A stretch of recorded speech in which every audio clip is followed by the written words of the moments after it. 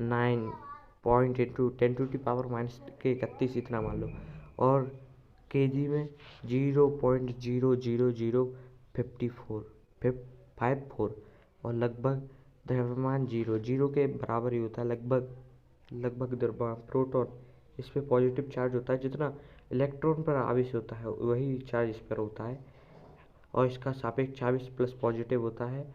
और इसका द्रव्यमान केजी में 1.6726 इंटू 10⁻⁻⁻⁷ और इसका द्रव्यमान 1.00727 और इसका लगभग द्रव्यमान एक ही मान लो।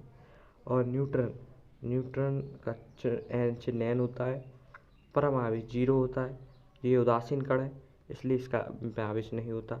सापेक्ष आवेश 0 पर द्रव्यमान होता है 1.6, जब वही द्रव्यमान होता है जो प्रोटॉन का होता है। और द्रव्यमान वही समान मान लो लगभग 1। तो चलिए आपने सारणी को समझ लिया है, तो हम परमाणु का थॉमसन मॉडल समझते हैं। थॉमसन ने किस प्रकार मॉडल प्रस्तावित किया। सन 1898 में जे थॉमसन ने प्रस्तावित किया कि परमाणु एक समान आवेशित गोला है लगभग, जिसमें 10 mm का एक गोला होता है जिसमें धनावेश समान रूप से वितरित होते हैं। इसके ऊपर इलेक्ट्रॉन इस प्रकार होते हैं कि इस पर स्थायी विद्युत व्यवस्था हो जाती है। इस मॉडल को विभिन्न प्रकार के नाम दिए गए। Plum pudding model, resin pudding model अथवा तरबूज मॉडल। बता दूं आपको, एक तरबूज है, लाल तरबूज, और उसके अंदर काले काले बीज, उसके अंदर काले काले बीज भरे गए हैं, जैसे एक तरबूज के अंदर होते हैं उसी प्रकार जो काले काले बीज भरे गए हैं वो इलेक्ट्रॉन है, और जो लाल लाल हैं वो प्रोटॉन है। जो लाल लाल है भाग है वो प्रोटॉन है। तब तक न्यूट्रॉन की खोज नहीं हो चुकी थी, इसलिए फिर ये किस प्रकार से फ्लॉप हो गया। इस प्रकार से इलेक्ट्रॉन और प्रोटॉन आपस में क्रिया करेंगे तो अब बचेगा क्या, द्रव्यमान भी बराबर और आवेश भी बराबर, तो ये एक उदासीन हो जाएगा कि नहीं हो जाएगा परमाणु। इस वजह से ये सिद्धांत फेल हो गया, असफल रहा। तो प्लम पुडिंग मॉडल परमाणु के धनावेशित तथा तरबूज के समान माना गया, जिसमें इलेक्ट्रॉन क्रमशः प्लम अथवा बीज की तरह उपस्थित है। इस मॉडल का एक महत्वपूर्ण लक्षण है, इसमें परमाणु का द्रव्यमान पूरे समान रूप से बटा हुआ माना गया है।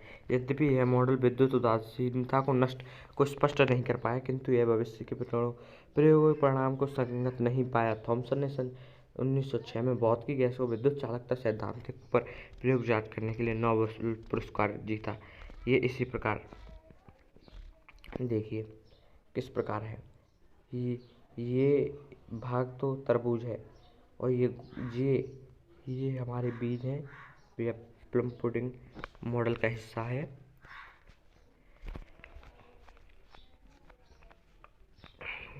अब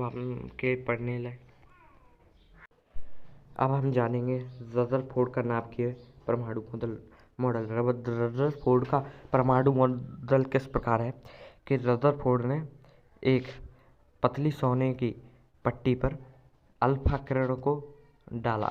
ये अल्फा किरण है डाला, तो कुछ अल्फा किरण एक जगह इकट्ठी हो रही थी और बाकी सब आर पार जा रही थी।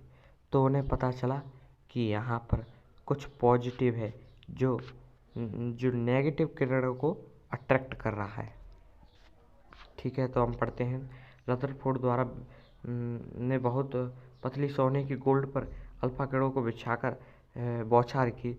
रदरफोर्ड ने प्रसिद्ध अल्फा प्रक्रियाओं को चित्र 2.5 में दिखाया है। सोने की पतली पन्नी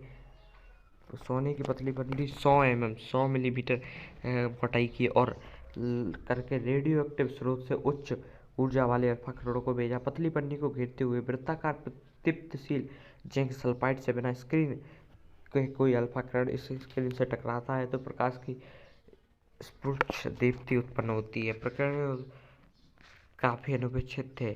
थॉमसन ने परमाणु मॉडल के अनुसार पत्ती में उपस्थित होने के प्रत्येक परमाणु का द्रव्यमान पूरे एक समान रूप से बताया। जैसा कि आप देख सकते हैं, ये है अल्फा कण, जो एक सोने की पतली पन्नी पर बौछार करवाएगी।